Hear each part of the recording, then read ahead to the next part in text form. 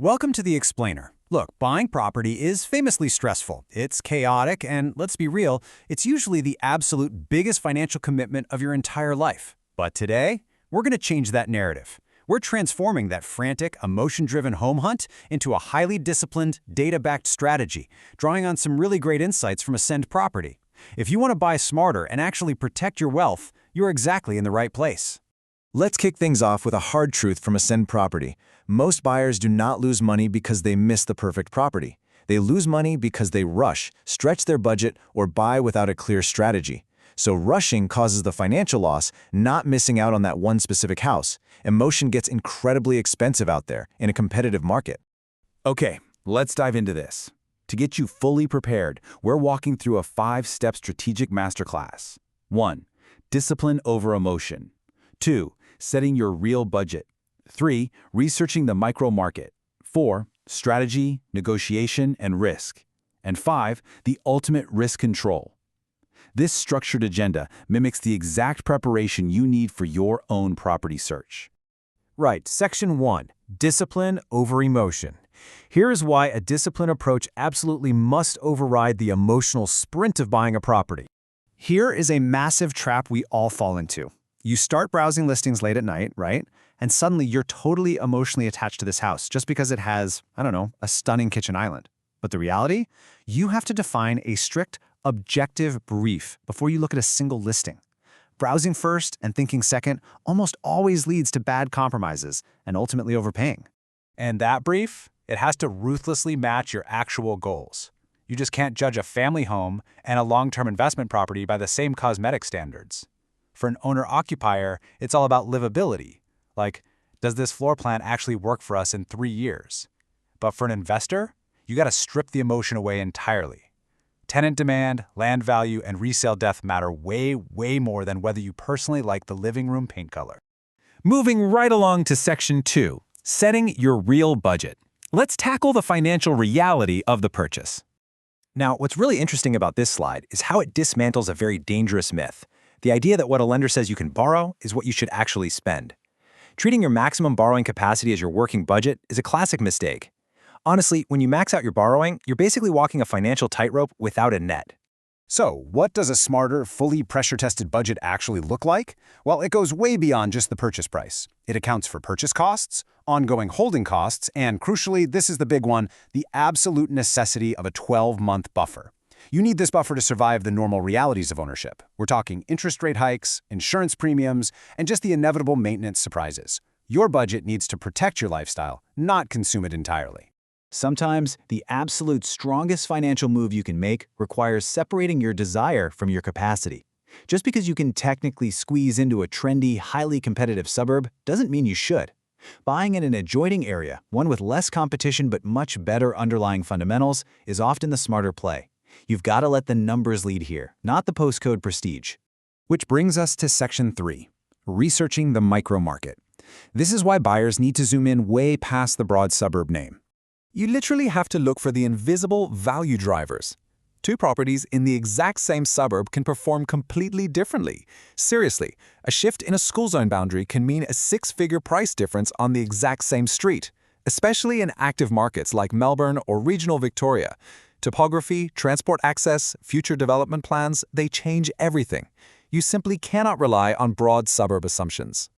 And this is exactly why broad median price data is a trap if you use it alone. You need that granular, micro-market reality. You must understand comparable sales, time on the market, vendor discounting. In hot markets, the quoted price ranges you see online often lag way behind actual buyer demand. If you rely only on medians, you're either going to miss out entirely or you'll just blindly overpay. And this brilliantly illustrates the massive difference between just buying a pretty house and executing a smart, evidence-based transaction. You can find a beautiful home in a highly desirable area, sure, but if the price is inflated or it's hiding risks, it's a terrible purchase. A truly good purchase means the property suits your goals, the price is strictly supported by hard evidence, and the terms and risk are acceptable to you. All right, Section 4, Strategy, Negotiation, and Risk.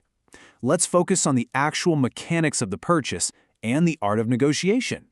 It's crazy. Buyers will spend months and months searching, but give zero preparation to the moment it actually counts, making the offer. You need a rock-solid strategy to fight off that auction excitement or agent pressure.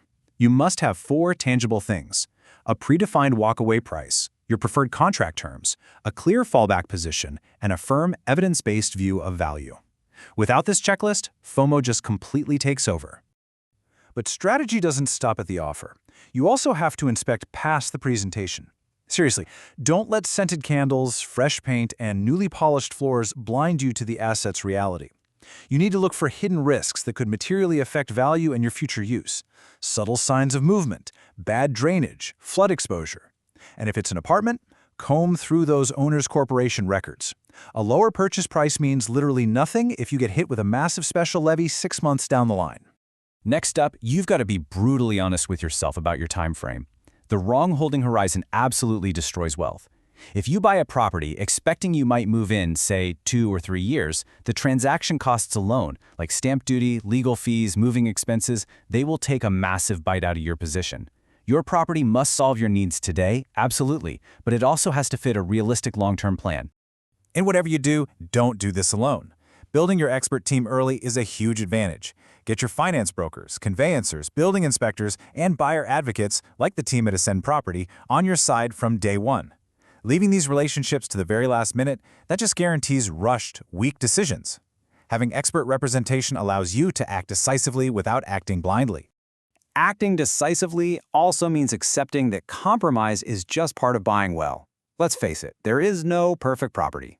The real trick is compromising in the right places. A good compromise protects the fundamentals, like the land and the floor plan, while sacrificing those easily changed things, ugly paint, dated cosmetic finishes, or maybe a slightly longer commute.